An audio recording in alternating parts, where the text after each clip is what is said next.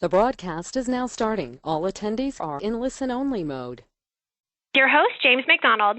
Well, thank you very much, Andrea, and I'd like to start by welcoming our participants to our Thursday role play call, and I know that all of you called in eager both to participate in doing some role playing with Craig and I, but also to hear some of your fellow coaching students do some role playing as well, and there's a lot to learn by our critique of these role plays. So hopefully you volunteer, and before the call started, Craig and I were talking about areas that we could really focus in on.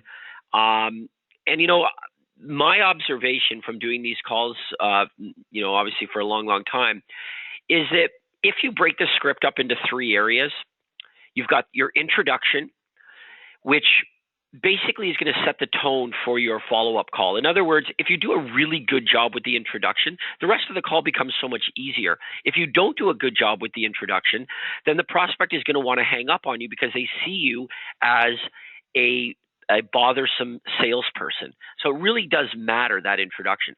And then, of course, the probing questions. The biggest challenge with the probing questions is that you don't listen to the answers. It's not that you won't ask the probing questions. That's easy to ask the questions. But if you're so concerned about the question that you're going to ask that you're not actually listening to the answer, then we're very likely going to make the wrong offer to the prospect. And that brings us to the third part of the script, which is the offer. And this is the part where many of you get hung up on a little bit. So Craig and I will be paying special attention to that on our role play today. But having said that, there are so many of you that are on that are really, really good with this universal script. And I'd really like to encourage you, you know who you are, to volunteer. Get in the queue, volunteer. It's great to show everybody else who maybe is progressing with the script how good you can really be with this. And that's really encouraging when you can do that. So that would be great. Craig, let's talk role playing here. Let's talk universal script, and let's get your thoughts on that before we take some volunteers.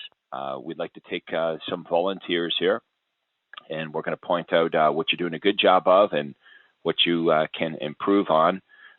Most of you are doing a really good job of generating leads. Some of you are not. Some of you are generating leads and they're not high quality. Some of you are generating high quality leads and you don't think they're high quality leads because you're weak at the universal callback script. Some of you aren't even making the calls. Some of you are making calls to your prospects, but you're not having any luck actually reaching the prospects because you're making some minor mistakes, critical mistakes. If you're not reaching them, you certainly aren't going to book appointments. So that's one thing we can talk about today as well is how do I reach these people? Because no question, people are more difficult to reach today. And then when you do reach them, don't blow it. Make sure that you're using the script the way you should be using the script. What's the script designed to do? Determine the motivation and the timing of the prospect in 3 minutes or less. If you're on the phone with them for more than 3 minutes, that's no good. If you're on the phone with them and at the end of it, you don't know their motivation and timing, the call was a waste of time. So, you can be on and off the phone in 3 minutes or less. Really, I was often 2 minutes or less, even in situations where I had an appointment. And you can do it properly. You don't have to be abrupt. It can be very professional. But remember, you've got to lead the conversation. The person that asked the questions leads the conversation. But as James said just a minute ago, when you're asking the questions, you've also got to be smart enough to zip it up and listen to what they're saying. The reason we're asking them the probing questions is because you and I are really interested in the answer. We want to know the answers to the probing questions because that's going to enable us to determine their motivation and timing. So let's get right into it, Jamesy. Let's go back to Andrea, and we'll see if we can get some role play volunteers. Our first guest is Wasantha Apsara. Please go ahead. Hi, good morning, James and Craig. I'm Vasanta here. How you doing? I'm doing great, James. Where are you calling from? I'm calling from Toronto. The hub of the world. That's right, yes. It is true. Okay, all right. So, look, what kind of what kind of prospect do you want me to be? You can be a buyer, Craig, and then I will be the realtor. I'm not, I'm just learning this universal callback. I'm not still perfect, but I'll try my level best. I want to practice with you. Okay. So what did I respond to? What kind of campaign did I respond to? Let's say you have response to my distress sale campaign to my real estate information line, 1-800 number. All right, got it. All right, yeah. So I requested the distress sale information. I called into your hotline. Now you're calling me back. Ring, ring. Yes. Hello. Hi, am I speaking to Mr. Craig? It is. Hi, Mr. Craig. I'm Vasanta from Toronto Real Estate Information Line. Because why I'm calling is you have requested real estate information in Toronto. Is it okay for me to send information to you? Yes, thank you. Before I send it to you, I want to customize this information, especially for your family. Is it okay for me to ask a few questions? Okay, now, don't do that. Don't ask permission to ask the questions. Just ask the questions. Okay. Okay, nowhere in the script does it say, is it okay for you to ask me questions? Because what if I say no? Yes. You don't need to do that. You don't need to ask permission to ask. You don't need to ask a question to ask a question. Right. Just go ahead and ask them. Craig, are you planning to move within the next 3 months, or is it longer than that?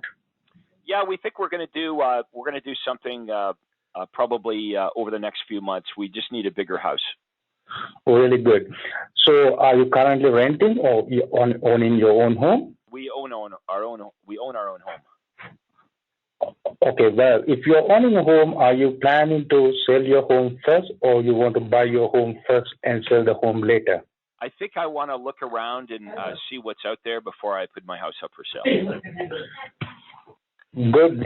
Craig, if you're looking around, are you looking within the Toronto, or are you looking out of Toronto? I want to stay here in Toronto. Okay. Craig, are you... Right now, how you are looking houses in Toronto? Are you working with a real estate agent or just browsing the websites? We've been through a couple of open houses. There's some real estate agents that have been sending me some listings. Craig, I don't know what other agents are sending you, but definitely my list of real estate information I'm sending you, especially for your family, including all the houses listed by Toronto real estate companies, including bank sales, foreclosures, and distress sale. So I will send it that information. But before that, hang on. Let's stop here for a second. First of all, I really like your segue. I like what you did there when I said I'm getting information from other agents. Right. I like what you said. You said, Craig, I'm not sure what the other agents are sending you, but our list includes this, and this. But you haven't made the offer yet. What I would do is I would just wait to handle that objection.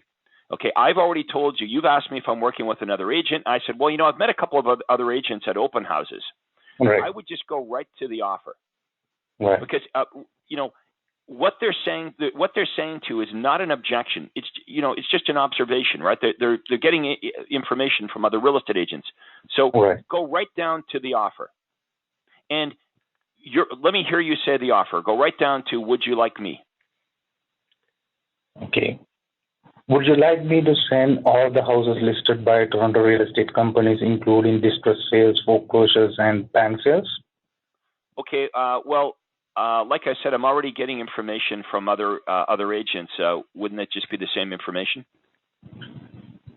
I don't know what other agents are really sending you, but my list include all the houses listed by Toronto real estate companies. Exactly. Now, yes.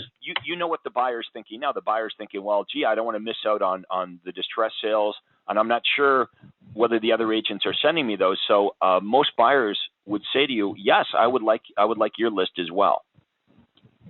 Now what? Okay. Hi, Craig. Right. At the same time, I want to show you some information how you can save money when you are buying the real estate. Is it okay for me to get together 20 minutes this evening, 5 o'clock or 7 o'clock in the evening? Okay. I would just, before you go there, you're assuming you're assuming that you've got to go to, I can show you how to save money. I would just say, Yes.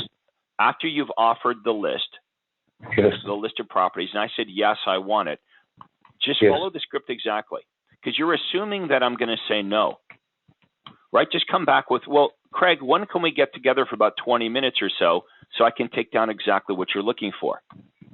I mean, the offer needs to be very clear. Okay? You're saying, Craig, I can email you daily updates of all these homes that match your criteria. And our list includes, bank foreclosures, company-owned properties, distressed sales. It's a free service. Would you like that? And I said, yes. Yes. Okay. Then you came back with, well, I'd like to get together so I can show you how I can save you money. So you've diluted the offer. You're now.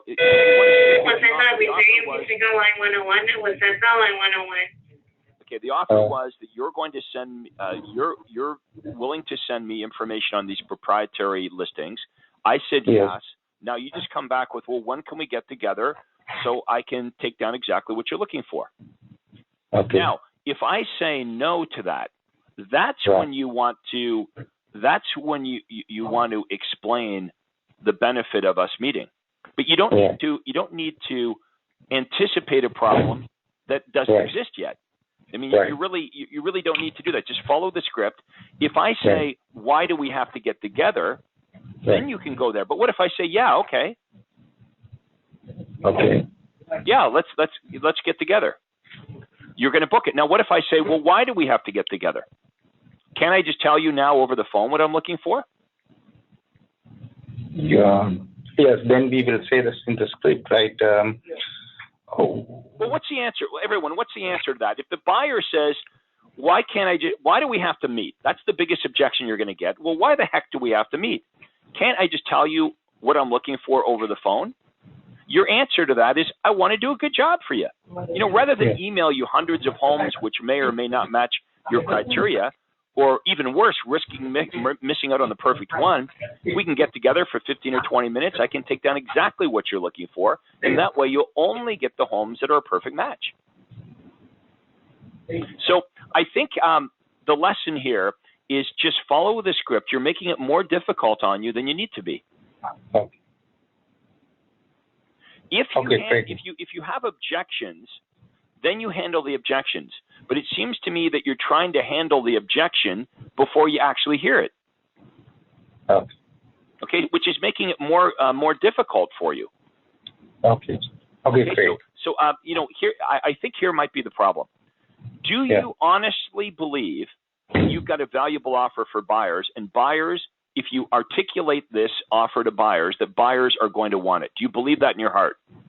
Yes, definitely. Well, if you believe it in your heart, you need to speak with conviction. It needs to sound that way. It doesn't really sound that way to me that you really believe in the offer, because you're almost anticipating that they're not going to want it before they even say no. Does that make sense? Yes, Craig. So try to follow the script. When you get an objection, then handle it. But don't try to handle an objection before it even occurs. Right. Yeah. But you're very good, and you're going to get better at it. So I certainly don't want to discourage you, because I really no, I'm just practicing still. Yeah, I like parts of what you did. I like how you immediately handled when I said I'm getting emails from other agents. You immediately knew what to do there. You immediately knew to say, well, look, I don't know what the other agents are sending you, but my list includes this, this, and this, and this. So you did a very good job of differentiating your list from what other agents are sending me. Okay. So let me ask you this. Are you taping your calls? Yeah, I'm hearing the calls, but I have to practice more on this script. Yes. You should tape your calls and then listen to yourself while following the script. But here's the thing. Sometimes we overthink it. I guess the question for everybody is this. Is it really that easy? If everyone just read the words on the page, if we just read the script exactly the way it's laid out, it usually 99% of the time works out way better than when we try to ad lib, when we try to wing it. So All I'm saying is you're probably really, really good at this if you just stick to it, but you're making it more difficult on yourself because when you veer from the script, then you're kind of trying to, ad lib or make it up. So I think if you just stick with this and just say exactly what's there, even if you kind of feel you're reading it, I would rather you do that because you'll have the perfect outcome every time if you just stick exactly with the script and the questions, you order the questions. And I think you're almost there. Like, I think you've almost got this. And as you get better, understand what's going to happen is you're going to have more confidence, right? And when you start to book appointments, your confidence is going to get bigger and bigger and bigger. And then you speak with conviction. Yes. I want you on the phone making this offer like it's the best offer in the world. So any buyer that hears it would feel foolish not to accept your offer. That's the kind of confidence I want you to have. Right. And the truth of the matter is, the offer that we're making here is the best offer for buyers. Look at all the other options buyers have. How else can they look at get information on properties? They could go on to MLS.ca every day. Okay, that's in the U.S., like Realtor.com. They have to go there every single day. Well, what if they forget to do that? It requires them doing work. They could drive through neighborhoods looking for sale signs. They could look in newspapers. None of those traditional ways of looking for home information is anywhere close to the offer that you're making them. You're going to send them every day homes that perfectly match their criteria. All they have to do is check their email, drive by the ones that interest them. Anything they see that they like, they can give you a call and you'll arrange an appointment. This is a fantastic offer. But everyone on the call needs to believe it's the best offer. It's a fantastic offer. And just follow this script. Don't anticipate objections because in many cases, you're handling something that's never going to occur. Right. Craig, something else as well is that what can often happen is that you'll get so caught up and concentrated on handling these objections and really focusing on the benefit of meeting face-to-face and why it's so important that you do that, that you forget to emphasize that the appointment is free and that there's never any obligation to buy a home. In other words, it's not only the benefit, but it's also the removal of risk. So if all you do is focus on the benefit and in doing so you forget to remove the risk, that's extremely common. And now you're left scratching your head thinking, well, I thought I did a really good job of articulating the benefit, but I'm still struggling booking appointments. Very often, that's the reason why, is failure to remove the risk of them taking the appointment. And that should be the last thing that we say. This is absolutely free. There's absolutely no cost to this whatsoever, and you're never obligated to buy a home. That way they can focus solely on the benefit of the appointment. All right, well said. Let's go back to Andrew. We'll take our next caller. Thank you. Thank you. Yes, sir. Our next guest is George Gillespie. Please go ahead. Hi, guys. Hey, George. How are you doing? Very good. How are you? Good. Where are you calling from? I'm calling from Hamilton, Ontario. Hamilton, Ontario. We've got all the Canadians on the call today. My son goes to McMaster. Oh, yeah. It's my wife and my daughter go to McMaster, actually. Nice. A lot of big hitters in this town, so a little bit of competition. A lot of them are from the Craig Proctor group. Well, we'll make sure that you get your unfair share of the marketplace. If there are two others, then we'll have to make sure you get a third of the market share. How would that be? Yeah, a third of all the home sales in Hamilton to do it. That would do it. Absolutely. Okay, today I'm running some distress sale ads, and mainly been on Kijiji and Google, that type of thing. So if you guys want to... for our American friends, Kijiji is like Craigslist, but it's very common. Actually, I think Kijiji is even bigger than Craigslist. Yeah, in it Canada. is more popular. Yep. Okay, so what type of prospect do you want me to be, George? A buyer prospect from a distress sale ad. All right, so pretty much the same thing we just did. So you're calling me. Ring, ring. Hi, is Mr. Proctor there, please? Speaking. Hi, Mr. Proctor. This is George Gillespie from Roy LePage. The reason I'm calling is I received your request for the information on distress sales, and I wanted to let you know that I've sent it out. Is that okay? Yeah, this is actually his wife. He's not in right now, so I'm not sure what this is about. I know we had talked about moving, but I didn't know he contacted a real estate agent. Well, Yes, and the reason he was calling was for distress sale ads, so for properties of with better deals to them. Now, are you folks planning on making a move in the next 3 to 6 months? Okay, now I like this because this is exactly what you want to do. Quite often when we call, we get the spouse, right? The spouse answers the phone. So, in this case, Mr. requested the distress sale listings, but when you call, Mrs. answers the phone. And the right thing to do is try to do this script with the wife here. You're going to try to do the script with Mrs., and sometimes it's actually better to get the other spouse. But that doesn't mean you're not asking for the person who requested the information. No, you're definitely going to ask for the person. But in this case, don't confuse that. Yes, this case, Mr. is not home, so you're going to continue along with the script. And so I'm saying I don't know anything about it, but you're going through the script, and you're saying that sounded very good to me. The reason I'm calling is I'm sending you the information. And I'm like, okay, well, great. I don't know much about this. I know we've been discussing a move, but thank you. So I just continue on. Are you folks planning on making a move in the next 3 to 6 months? Well, like I said, we've discussed it. We want to stay here in Hamilton, but need something a little bit smaller. I see. Now, do you currently rent or do you own your own home? We're owning. Are you planning on staying in the area or moving out of the area? Yeah, like I said, we want to stay in Hamilton. It's just our kids are out of the house now. We don't need a home this big. Now, if you were to move, where do you think that might be? Okay, we don't need to ask that, right? Because we already know that. Did, yes, Hamilton, right? Sorry, yes. Okay, just going right by the script. Now, do you have a realtor to help you? Okay, let me handle that. You make a good point, right? You might be saying, George might be saying, well, Craig, just a second ago, you said read the damn script, read it verbatim. But sometimes the prospects will be they'll be forthcoming with information right away. Like right away, I said, I live in Hamilton. I'm in a bigger house. I want to move to a smaller house, and I want to stay in Hamilton. So, we can't be robots. We have to anticipate that if I've already given you that information, well, there's no need to ask that question now. Right. Yes. Okay. Do you have a realtor to help you when the time is right? George, the only realtor we know is the agent that helped us buy this place 10 years ago, but we haven't heard or talked to him since. Okay. Are you now? Would you prefer to buy first or sell first?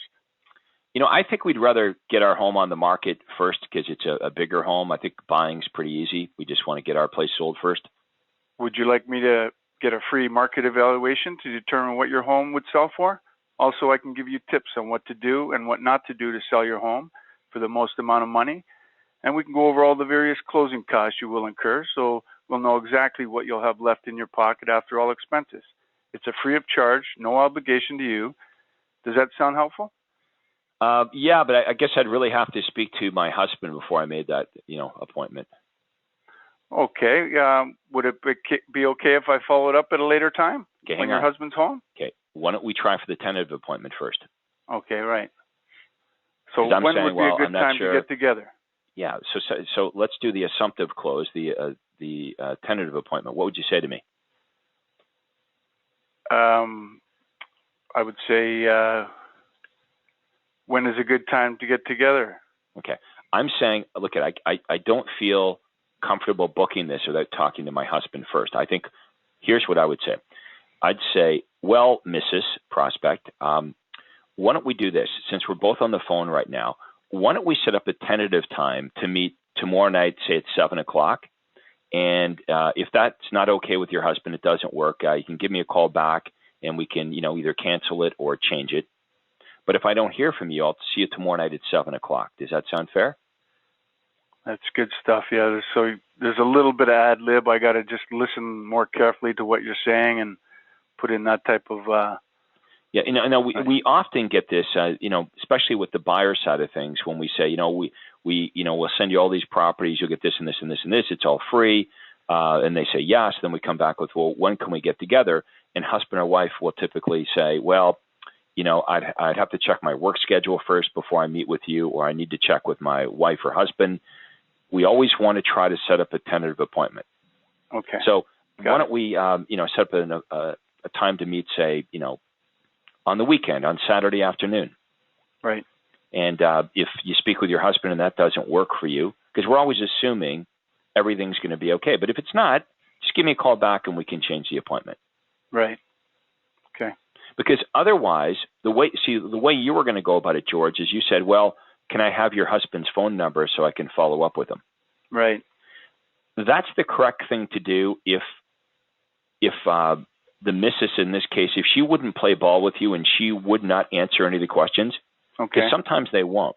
I could have said to you at the very beginning of this script, I could have said, look, George, I don't know anything about this. My husband made the request, so you need to speak to him. Mm-hmm. In that case, if I wouldn't answer all these questions, that is the correct thing that you should do. You should say, well, okay, well, how do I reach your husband? You're saying I need to speak to your husband about this. How do I reach him? What's his cell phone number? What's his work number? And that would be the proper thing to do. Okay. But you've got me all the way through this script here. Right. Let's see. You still might have to call the husband if I say no, if I won't book the appointment. But you've come this far. You've gone all the way to articulating the offer. What if before you just give up and say, well, I guess I'll have to follow up with your husband. What if you could get me to agree to at least a tentative appointment? It's worth a shot, right? Absolutely. Okay, now I might say no. If I say, yeah, great, you've got a tentative appointment, and if you don't hear from him, you show up tomorrow night at 7 o'clock. But if I say, well, George, you know what, I really don't feel comfortable doing that.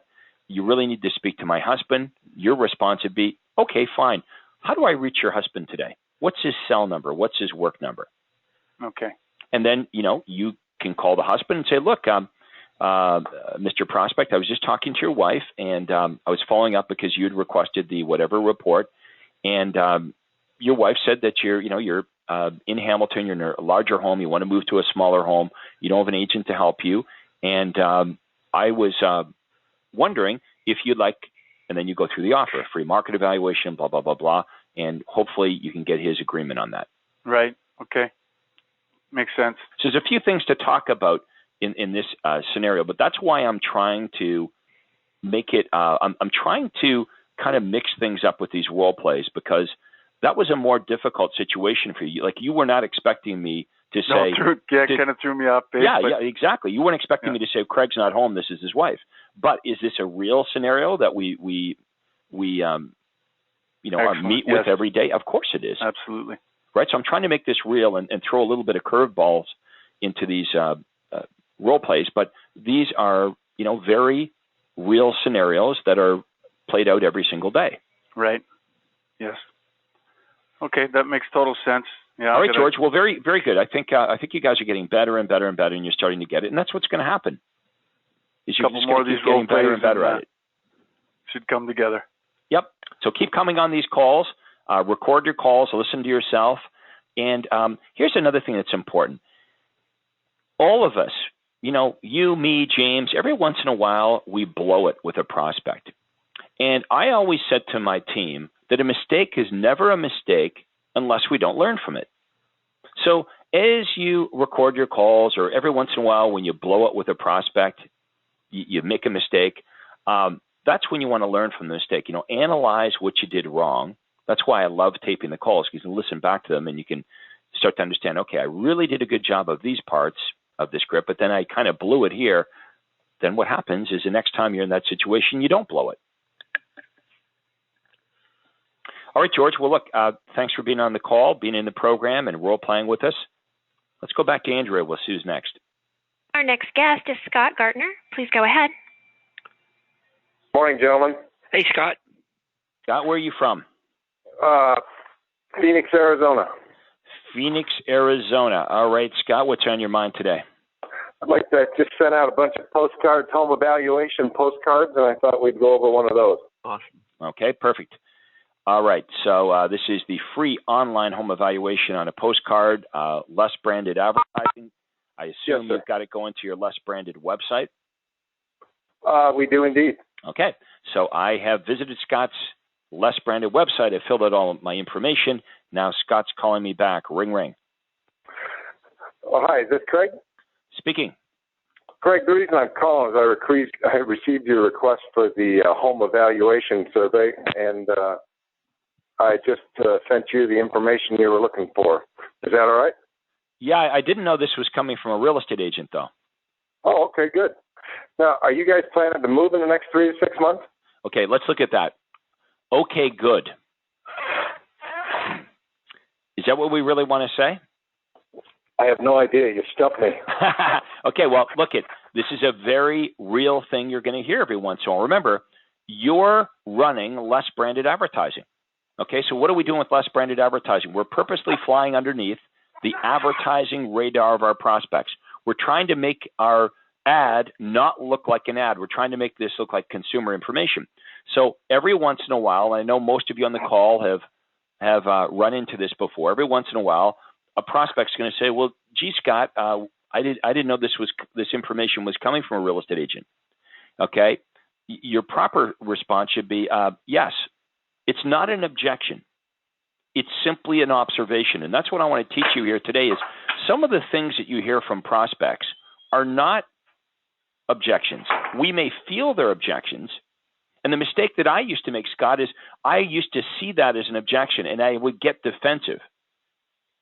I'd get defensive. I'd say, yeah, well, you visited, my website, and my website has a disclaimer there, and so did the postcard have a disclaimer. You don't need to do that. In fact, you don't want to do that. Because what I came to realize is it was not actually an objection. The seller's just making a real honest observation, which is, oh, I'm kind of surprised. I didn't know this was coming from a realtor. The proper response is, yes. Yes, you visited my website. And then continue on with the script. Just keep moving. Makes sense. Okay. So you've said who you are, why you're calling.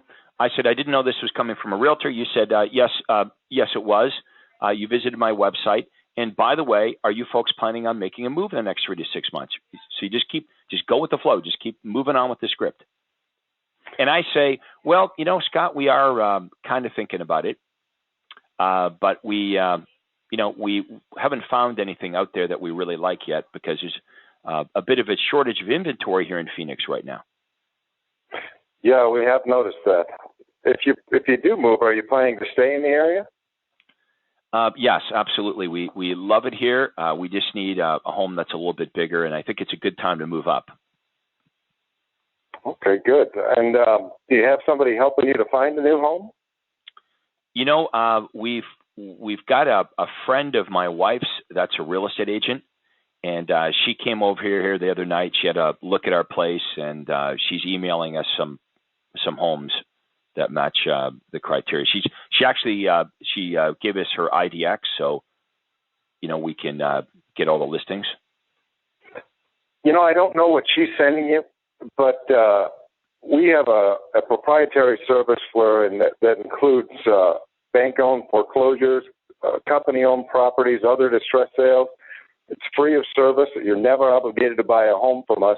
One of the other things that we've done recently is we've created networks here of, like, I'm in the top 10% of agents here in the Valley, and as a result of that... Okay, stop for a second. They don't care. Well, okay, good. They don't care. I'm just saying, okay, remember all those years I was number one for all of RE/MAX in the world? Mm-hmm. Okay. What I thought, number one RE/MAX agent in the whole world out of 100,000 agents, I thought that was a pretty big deal. So I started to talk about that with prospects, and I started to talk about that in my advertising. Here's what I learned. They don't care. Well, what I was going to bring up is that we have a new thing where the top 10%, this top 10 network, shares leads 5 days before they put them on the market. We send them to each other. And because I'm in the top 10%, I get those 5 days early, and I'd be able to share those with her. Okay. Look, if you have to go there, fine. But my suggestion is just read the script the way it is, because you're making the offer, to me, sound way more complicated than it needs to be. Now, That might be great stuff to use if you need to. Yep. Think about this. Think about, if you were hunting, you might need a rifle, but you don't need a bazooka. Mm-hmm. You don't need an atomic bomb. Okay, so use the offer the way it is right now. It'll work most of the time. But what if I if you couldn't get me to agree to this offer and you felt that you had to plus the offer, then you could go to your network and all that other stuff. But I think that the offer, if you just focus on that, will do it for you. And it makes me think that maybe you don't believe in the offer because now you're adding in all these other things. So maybe you haven't had success with this offer the way it is, and you're thinking, well, I've got to plus it with these other things, otherwise it's not going to work. You're absolutely right. So let me hear you articulate the offer just the way it should be without you having to plus it. Because if we can get you to do that properly, I don't think you need to go to all these other places. Good. Well, I don't know what the other agent's been sending you, but our list includes bank foreclosures, company-owned properties, and other distressed sales. It's free of service, and of course, you're never obligated to buy a home. Would that interest you? Well, like I said, I'm already getting information from this other agent, so wouldn't it be just the same stuff? It actually isn't. We've got some other services, some networking things we've put together that we're a part of that actually has a lot of listings that other agents don't have access to. What we do is get together for 15 or 20 minutes so I can write down exactly what you're looking for. And then, rather than email you hundreds of homes which may or may not match your criteria, and, so that you wind up missing one. If we can get together 15, 20 minutes, I'll fill out the form and take down exactly what you're looking for. Will that work for you? Yeah, much better. Much better. Now, you see, you were able to differentiate what you're going to do. Once I said, well, hey, you know what? I don't really see the difference, Scott. I'm already getting these listings from this other agent, so I don't really get it. I don't really understand what you're going to do or provide me that's different. You had a good answer to that, which is good. And I think that's when you need to go to all the extra things that you're doing. But many of the buyers are going to say, yeah, I would like that. And you don't need to be as wordy with your offer. Well, I heard I get tangled when I'm doing it. So if it's not ready and smooth, it's not going to sound good. Yeah, all I'm saying is approach number one should be just use the script the way it is. And if you get really good at that, most of the buyers are going to say yes to that. Now, for the 10% of buyers or 20% of buyers that might give you an objection or they're not convinced that they should meet with you, then you can talk about your network with the agents and the special buyers. But why go there until you need to? Yep. Yeah, I got to fix that thing about sending you hundreds of listings too, because that's not going to fly today. I've got to reword that a bit. I think it's in Phoenix right now. Wouldn't the argument be more like, look, I know you want to get a good deal, and I want to make sure that you don't miss out on the perfect home when it comes on the market. Yeah. I think that would be the argument. In the market in Phoenix, a couple of years ago, when there was hundreds of homes on the market, that would have been the issue then, right? Yep. The issue would have been look, I could fill your inbox every day with 100 homes, but is that helpful? You're going to really drive by 100 homes? Today, that's not the issue because you got a massive shortage of inventory. The issue today is if you want a good deal in Phoenix right now, you don't want to miss out on the perfect one. So what you're saying to me is you belong to this network and you know about properties before they even come on MLS. So it's the fear of loss that you got to be talking about with these buyers is I'm going to make sure that you get access to these hot new listings. You're going to be Johnny on the spot. You're going to get information on these right away before other buyers do. That's why you want to meet with me. Yeah, the key is more instant access and extra inventory rather than hundreds of them clogging up your inbox. Well, the thing too is, everyone's offering IDXs in your marketplace, right? So they're giving away the farm, right? They're giving away the farm. They just go into MLS. So I think it's really easy to set yourself apart from that. You're going to say, well, look, I'm not going to just, just email you anything that's on the market. I'm going to try to find you the right home. So our list is going to include all the homes that you may be getting. But on top of that, in addition to that, I'm going to get you access to other homes that you won't necessarily get anywhere else, including, and now you want to make it sound delicious, right? So how about this? I can get you access to homes that have just come on the market, homes that have been recently reduced by $20,000 or more, fixer-uppers, company-owned homes, bank foreclosures, distress sales, and part of this network I'm involved in with top realtors here in Phoenix, I can get you access to homes that aren't even on the market yet.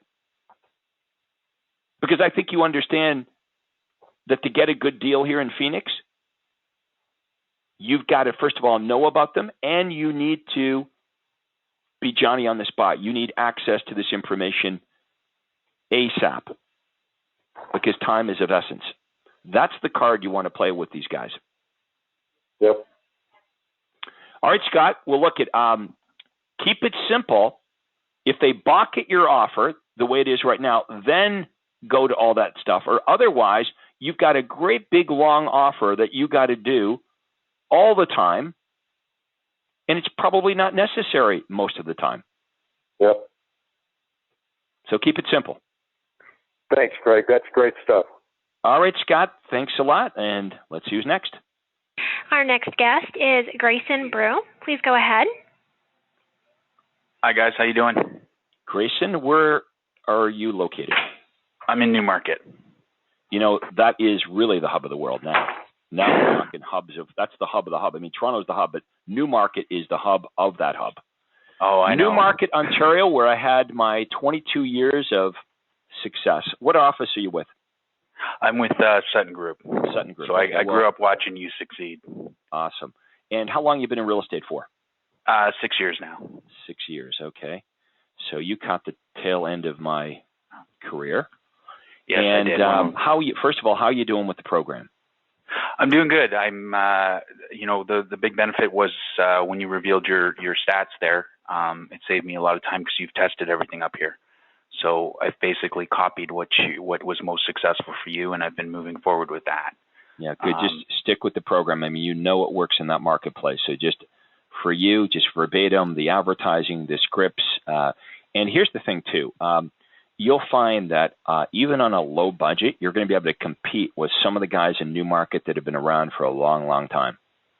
That's the great thing about our form of advertising and with online advertising is it levels the playing field. So, you don't have to worry about running great big full-page ads and all that stuff. I mean, eventually you may get there, but that's not how you start with this program.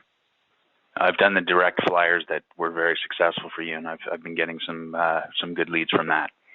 Excellent. Okay, let's do some role playing here. Who do you want? Sure. What kind of prospect do you want me to be? Well, I'm doing home evaluations over the net. I've sent out flyers direct mail, so if okay, so I'm going to be a seller that visited your website and filled in my information. Ring, ring. Excellent. Hi, is Greg there, please? Speaking. Hi, Greg. It's Grayson Bro calling from Sutton Group Future.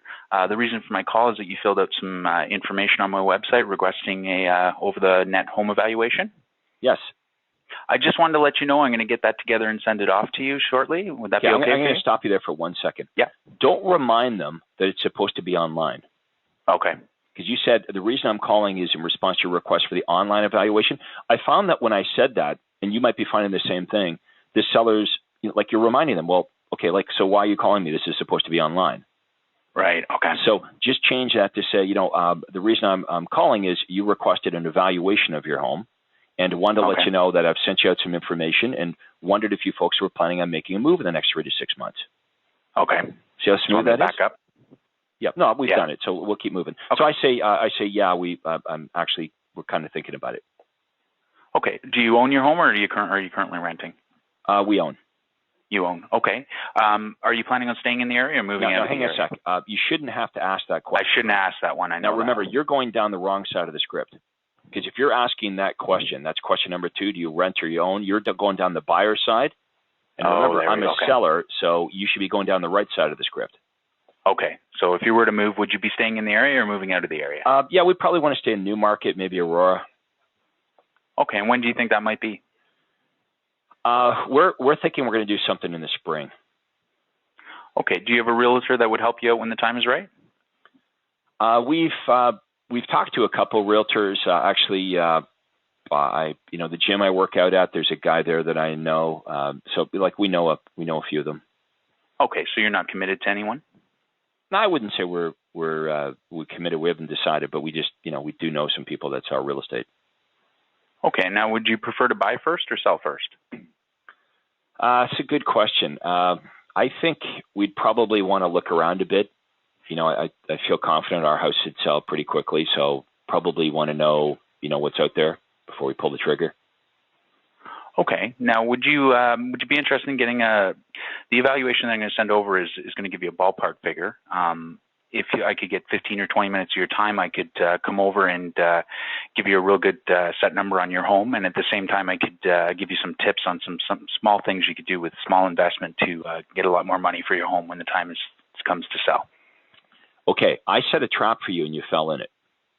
Pardon me? I set a trap for you and you fell in the trap because right. I said we're not going to do anything till spring. Okay. Okay, and you asked me whether I want to buy first or sell first, and I said I think we want to look around first before we pull the trigger on this. So, okay, so which offer? I mean, the reason you asked me the question, would I rather buy first or sell first? That's question 5, and I clearly told you the answer. I'd rather buy first, but then you went on anyway to try to make the seller offer. Okay, and I should have switched over. Now, what you could do is this. This is what I would have said. I would have said, well, look, I've sent you some information, a snapshot of what's recently sold on your street. But it sounds like you want to look around first before you put your home up for sale anyway. So would you like me to email you daily updates of all the homes that match your criteria from all the different real estate companies? My list includes bank foreclosures, company-owned properties, and distress sales. It's free of service, and you're never obligated to do anything. Would that interest you? Yes. Because the reason we're asking the question, do you want to buy first or sell first, is because we want to make an offer that they want. Well, in other words, what you're trying to do is you're trying to find out where my head's at. If I'm a buy first guy, you don't want to push the seller offer. Right. And clearly, I'm a buy first guy. I told you that. So, okay. And here's what I found. I didn't used to ask that question. And I would assume because this is a seller, I'm thinking this is a seller lead, right? The guy came in on your online home evaluation campaign. So you figure, well, this is a seller, so the guy wants to list his home. So the right offer to make would be the seller offer. And right. I couldn't understand, even though I thought I was doing a great job of articulating the seller offer, why sometimes it was rejected. I mean, it was a great offer, but the offer fell on deaf ears because some of these prospects were not sell-first prospects. I'm clearly somebody that wants to look around before I list my home for sale. Further to that, I'm telling you, I don't want to put my home on the market until springtime anyway. So even if you were successful with me and you booked a listing appointment, a CMA, this week, yeah, I've already told you I want to look around and I don't want to list until next spring. If you came over to my house today or tomorrow, are you going to get my listing? Probably not, because I'm already telling you I want to find something, and I'm not going to do this till spring. What that means is you're wasting your time. And we've all been in those appointments, right, where you're in the seller's home for about 5 minutes and you realize, this is a waste of time. Now, and here's why it's a waste of time, because you're going to want to go through all the great things you do. The seller's probably not going to be that interested because that's not where their head's at. They don't want to list their home until the spring. And whatever price you give me today will be totally irrelevant next spring anyway. And in February or March, when I'm really going to list my home, I might think, well, I should interview some agents. I met with Grayson. What chance do you really have, right? How much of what you said 5 months ago are they going to retain? Yeah, not very much. So here's the lesson. With sellers, we never want to meet with them too early. It only works against us. With a buyer, we don't have that problem. Because if you make the buyer offer and you get together with me today, you can sign me to a 1-year exclusive buyer agency agreement. Right? You can sign me up to the buyer agency agreement today. I've already told you I want to look around at other properties anyway. And if you've got me signed to a buyer contract, you know you're going to get my listing anyway. Yeah, very true.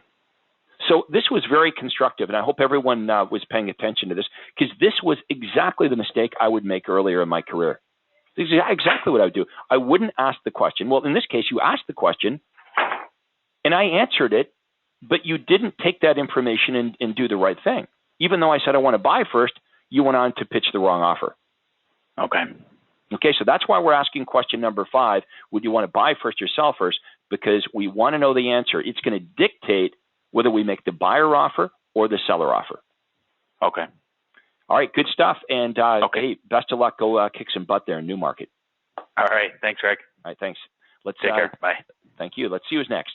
Our next guest is Stephen Porter. Please go ahead. Hello. Stephen, how are you doing? I'm doing great. How about yourself? Good. Did you enjoy our coaching call yesterday? You know what? You've given me a pile more work I got to catch up on now. Feel like I'm back in school. Well, good stuff. What's on your mind today? Well, I just want to do a little bit of role playing with you. I kind of like the idea of you throwing some curveballs. So the curveballs. Okay. Well, all right. Now you've asked for it. I'm going to throw you a curveball. What kind of prospect do you want me to be? Let's use you as a buyer prospect. So calling in on an online fixer-upper ad. Okay, online fixer-upper. All right. Ring, ring. Hello, is Craig there, please? Yeah, speaking. Hi, Craig. It's Stephen Porter calling with Remax. The reason I'm calling, Craig, is I just want to let you know we received your request for the online fixer-upper property list, and just want to let you know we're just putting that together for you, and we're just going to pop it off in an email to you. Okay. Again, you said online. Don't remind the prospects that they're supposed to get all this stuff online. Okay. Only bad things happen, right? Because I could say, well, I thought I was going to get it online. Why are you calling me? Okay. Right? Just say, I just want to let you know I sent out the fixer-upper list that you requested. And are you folks planning on making a move? Okay. Okay. So curveballs. Okay. Yeah, we're kind of thinking about it. Great. Are you planning to make a move in the next 3 or 6 months? Probably do something later this year. Great. Do you currently rent or do you own your own home? We rent right now. Are you planning to stay in the area or moving out of the area? We're looking in the area, but we may move out of the area as well. Oh, okay. We haven't quite decided. I guess it depends what we find here. So if you were to move, then when might that be? Like I said, we want to do something before the end of the year. Okay. Do you have a realtor to help you when the time is right? My wife's aunt is a real estate agent. Great. Does your aunt happen to work in the area? Okay, hang on. Why did you say great? It's not great. It's horrible. That's horrible. Right? So I'm saying we don't want to sound like a telemarketer, right? Because that's what a telemarketer would say. Sure. Okay. You know, I think the worst example of this I ever heard was I had one of our coaching members send us a tape of their calls, and they asked an older gentleman if he was planning on making a move, and the older gentleman said, I'm not going to be moving. They'll have to carry me out of this house in a box. And our agent said, and when do you think that might be? Ouch. Yeah. So, you got to kind of pay attention. So look, I said to you, my wife's aunt is a real estate agent, and you said good. Yeah. You're sending the wrong signal. That's not good. That's bad. But the proper response would be, okay, it's not good. You're not going to say it's horrible, but, definitely don't say good. All right, so keep going. So my wife's aunt is a real estate agent. Okay. Does she happen to work in this area? No, she works in about a half an hour away. Let me ask you, would you like me to email you daily updates of all hang on. match? Yep. You forgot to ask an important question. What's a more important question than where the aunt works? Is, are you committed to this agent? Yeah. Well, it's her aunt. Well, I wouldn't say we're normally 100% committed, but it's her aunt. I would usually qualify that down and probably normally just turn around and say, well, that's it. That is family. Do you plan on using her?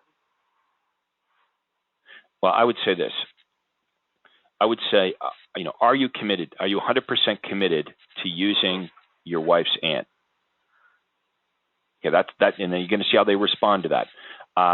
Now, sometimes they're going to say yes, and if they say yes, you're going to come back with, well, have you signed something? Okay, and if the answer is yes, then you're, quickly off the phone. If the answer is no, even though they say they're committed to their aunt, if they haven't signed a buyer agency agreement, the question is this: there's a tremendous difference between real estate agents and what they can do for you. Would you be interested perhaps in meeting with me as well? Would you take that further if it was a family member, though? Yeah, there's negatives with dealing with family members too, right? Yeah. So I wouldn't assume just because it's a family member that they're going to use the person. You got to dig a little bit deeper. I usually do if it's a friend, but with a family member, I've had a few of those blow back in my face. So. Well, so what? What do you got to lose? They weren't going to use you anyway. True. Right. I would dig at it. And if they get upset and say, well, I can't believe you'd ask me to do business with you when it's my aunt. It's like, what do you got to lose? They weren't going to use you anyway. Right. So if it blows back at you, then you weren't getting it anyway. But what if it doesn't? What if it works? Yeah, it's usually after the fact. Well, look, you might want to remind them that buying a home is one of the biggest purchases they're going to make in their life. Okay. Do you really just want to make that decision because of who to list with because you know the person?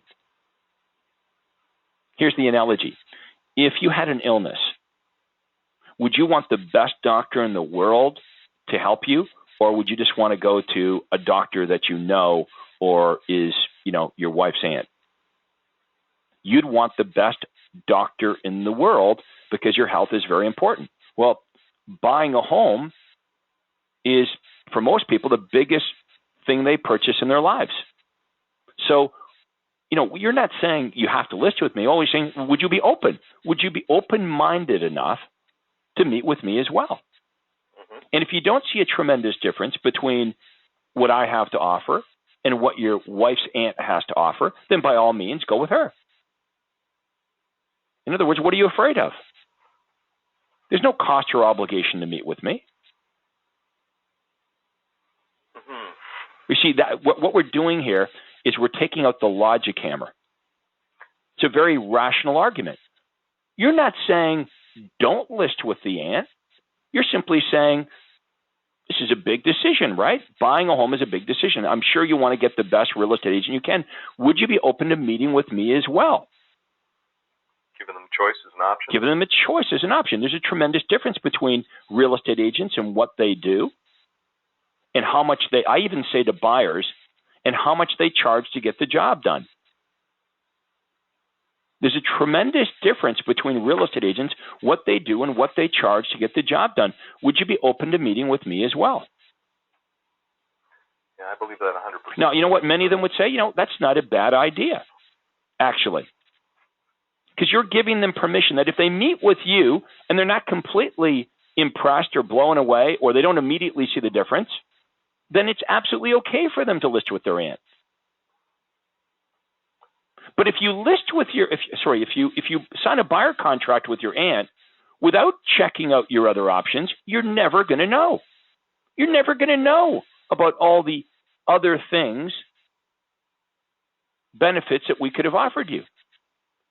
So if you meet with me and then you decide to go with your aunt, at least you've checked out your options. You've done your homework. You've done your research. So in other words, meeting with you is the prudent thing to do. Just signing a buyer agency agreement with your wife's aunt simply because she's your wife's aunt is not the way to pick a real estate agent.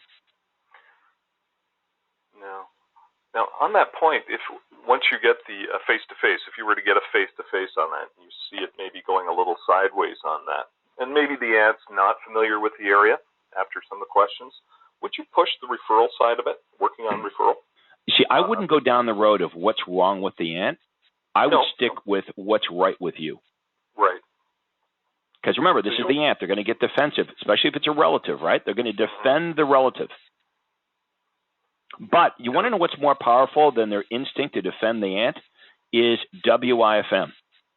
If they have a feeling that by going with the ant, they're going to lose out on opportunity, or if I flip that around, if they feel that by going with you, they're going to have access to better homes, better deals, they're going to get a better house, they're going to save money, that will trump their loyalty to their ant every single time.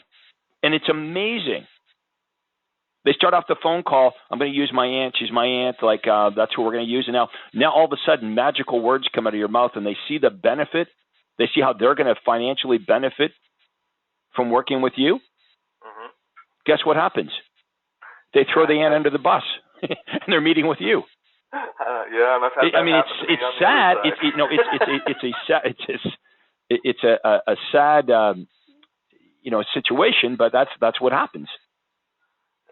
Maybe it was one of your students that did that to me a couple of years ago. Yep. No, but it makes sense. So you're absolutely right if you believe in yourself. Well, I'm here today to tell you, you've got to dig deeper with friends and relatives. Here's why. Because everyone that we talk to has a friend or relative in real estate, pretty much, right? Yeah, if we give up on all those opportunities, you're giving up on a whole lot. And I'm here today to tell you that I dug and I dug and I dug, and I won many, many of those appointments. I won those appointments. I didn't give up on, well, he's my aunt or my uncle. I use logic. And I said, well, buying a home is a pretty big step. Wouldn't the prudent thing to do to, speak to a couple other agents? There's a tremendous difference between agents and what they do and how much they charge. And then if you, at the end of the day, you've done that research and you still want to go with your aunt, at least you're going to know you're doing the right thing. You're not just going with her because she's your aunt. Yeah, I see a lot of potential there for sure. Right, because now you're not talking about what's in it for you. You're talking about it in terms of what's in it for them. This conversation isn't about how you're going to benefit because you want the commission check. It's about how they're going to benefit by doing their homework and making sure they have the best person to get them the best results. Mm-hmm. I've even flipped it around and said this. If it was your aunt, and your aunt knew that she could get a better service, get a better house, a lower, she could get a better price, a better property by dealing with another real estate agent, do you think she would work with you? Right? It's just a logical argument. So does it work every time? No. Sometimes it does blow back on you, but guess what? You weren't getting it anyway, so what do you care? You got nothing to lose. If you look at the numbers, right? It's just like your leads coming in. They don't all pan out. So yeah, it's like Wayne Gretzky used to say, right? You miss 100% of the shots that you don't take. Yep. All right, Stephen, hope that helps. Look, everyone, I want to thank you for being on the call here today with our role plays, and we'll do this again next Thursday, as you know. But you guys have a great day. Go sell some houses, and we'll see you all tomorrow on our Ag Clinic call. Take care.